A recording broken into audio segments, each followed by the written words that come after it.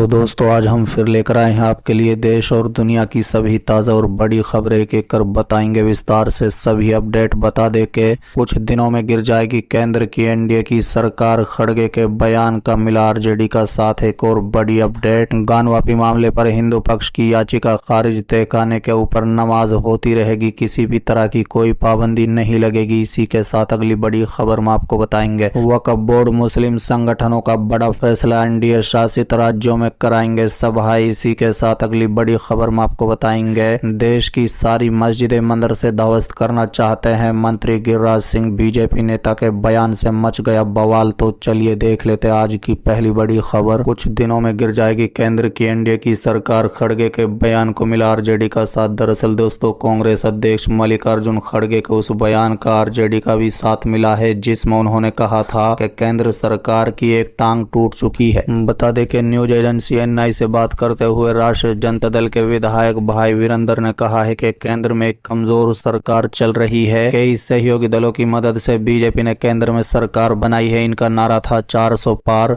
लेकिन जनता ने इन्हें सिर्फ 240 सीटों पर ही समेट दिया। उन्होंने कहा है कि सीटों पर अगर बेईमानी नहीं होती तो भाजपा 200 सीटों के अंदर ही सिमट कर रह जाती। रजत विधायक ने भाजपा पर आरोप लगाते हुए कहा कि उनका काम देश में जाति और धार्मिक उन्माद फैलाना है। वो दिन दूर नहीं जब ये सरकार अल्पमत माने के बाद गिर जाएगी, इसलिए आपको बस थोड़े दिनों का इंतजार करना होगा। रजत विधायक भाई वीरेंद्र ने मोदी के निजी जिंदगी से संबंधित विवादित बयान दिया है। बता दें कि रजत विधायक ने कहा है कि जो शख्स अपनी पत्नी का नहीं हो सका वो देश का नहीं हो सकता। प्रधानमंत्री शादीशुदा है लेकिन वो अपनी पत्नी के साथ नहीं रख सकते। इससे अनुमान लगाया जा सकता है कि जो शख्स अपनी पत्नी का नहीं हो सका वो देश का कैसे हो सकता है।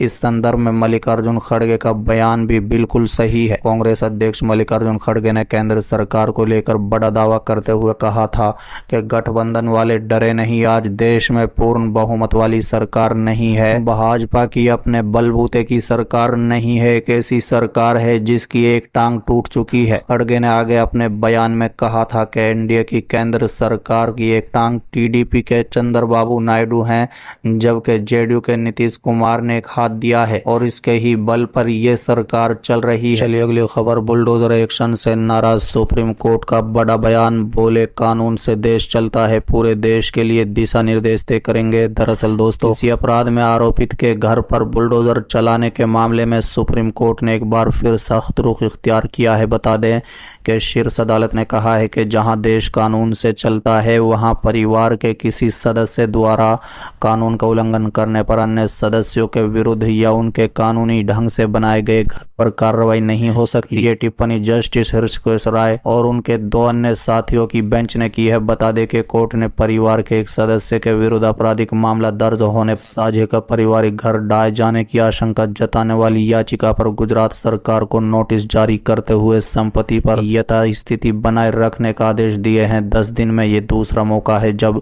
शीर्ष अदालत ने किसी आरोपित के घर बुलडोजर चलाने को लेकर ऐसी टिप्पणी की है। बता दें कि 2 सितंबर को भी कोर्ट ने जमीयत उलमा हिंद की याचिका पर सुनवाई के दौरान ऐसी टिप्पणी की थी। उस याचिका में देश के विभिन्न हिस्सों में आरोपितों के घरों पर बुलडोजर चलाने की शिकायतें की गई हैं, जिस पर जस्टिस BR गवाई और KV विश्वनाथ की पीठ ने कहा था कि वो इस संबंध में पूरे देश के लिए दिशा निर्देश तय करेंगे। बता दें कि कोर्ट ने सभी पक्षों को इस संबंध में सुझाव देने को कहा था। उस मामले में 17 सितंबर को सुनवाई होगी। हालांकि जमीयत की याचिका में पक्षकार उत्तर प्रदेश सरकार ने हल्फनामा दाखिल कर स्पष्ट किया था कि किसी अपराध में सिर्फ आरोपित होना घर पर बुलडोजर चलाने का आधार नहीं हो सकता। चलिए अगली खबर, देश की सारी मस्जिदें मदरसे ध्वस्त करना चाहते हैं मंत्री गिरिराज सिंह, बीजेपी नेता के बयान से मचा बवाल। दरअसल दोस्तों गिरिराज सिंह ने हिमाचल प्रदेश की संजौली मस्जिद विवाद पर बड़ा बयान दिया है। बीजेपी मंत्री गिरिराज सिंह ने कहा है संजौली मस्जिद एक अवैध मस्जिद से तुरंत ढहा देना चाहिए, इससे राज्य और देश का माहौल खराब नहीं रहेगा। मैं कहता हूं कि देश में जितनी भी अवैध मस्जिद और मदरसे हैं उन्हें ढहा देना चाहिए।